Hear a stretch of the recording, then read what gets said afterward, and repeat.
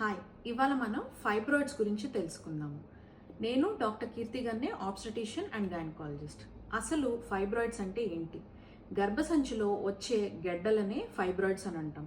కొన్ని పాలిప్స్ అని కూడా ఉంటాయి. అవి యూజువల్లీ గర్భసంచి లోపల ఏర్పడతాయి. అంటే నెలసరి పొర ఎక్కడైతే ఉత్పత్తి జరుగుతుందో దాని దగ్గర ఏర్పడే వాటిల్ని పాలిప్స్ అని అంటాము. గర్భసంచి కండ లోపల పెరిగే వాటిల్ని ఫైబ్రాయిడ్స్ అని అంటాము. సో ఇవి సాధారణంగా మిడిల్ ఏజ్డ్ వాళ్ళల్లో ఎక్కువగా కనిపిస్తూ ఉంటాయి. ఇవి మిడిల్ ఏజ్ మొత్తం పెరిగే ఆస్కారమే ఎక్కువ ఉంటుంది.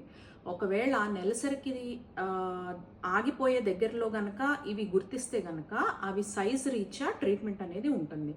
ఎందుకనంటే నెలసరి ఆగిపోయిన తర్వాత అవి ఆటోమేటిక్గా కుంచుకుపోయే లక్షణం అనేది ఉంటుంది. ఎందుకనంటే గర్భసంచికి రక్త సరఫరా అనేది తగ్గుముఖం పడుతుంది కాబట్టి. సో మెనోపాజ్ తర్వాత మనం ఫైబ్రాయిడ్స్ని తీయాలా వద్దా అనేది ఒకసారి క్రాస్ చెక్ చేసుకోవాలి. సో ప్రతి ఫైబ్రాయిడ్కి సర్జరీనేనా లాస్ట్ ఆప్షన్ అనేది కాదు.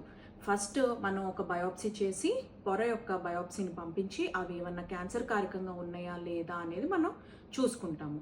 So 90% of the fibroids cancer కారకం కాదు.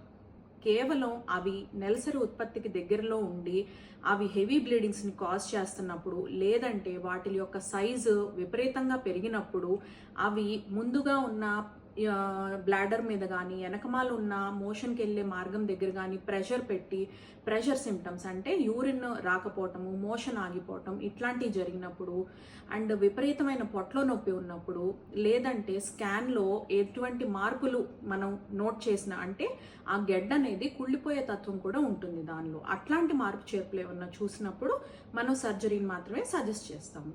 లేకపోతే కనుక మెడికల్ మేనేజ్మెంట్ త్రూ గర్భసంచి మీద ఉన్న గెడ్డ సైజుని తగ్గించే ఆప్షన్స్ చాలా ఉన్నాయి. సో ఫైబ్రాయిడ్ నోట్ చేయంగానే మీరు కంగారు పడకుండా మీ గైనకాలజిస్ట్ దగ్గరికి వెళ్ళి ఈ యొక్క మెడికల్ మేనేజ్మెంట్ ఏమి ఉన్నాయి అనే వాటి గురించి డిస్కస్ చేసి తగిన ట్రీట్మెంట్ తీసుకోండి. Thank you.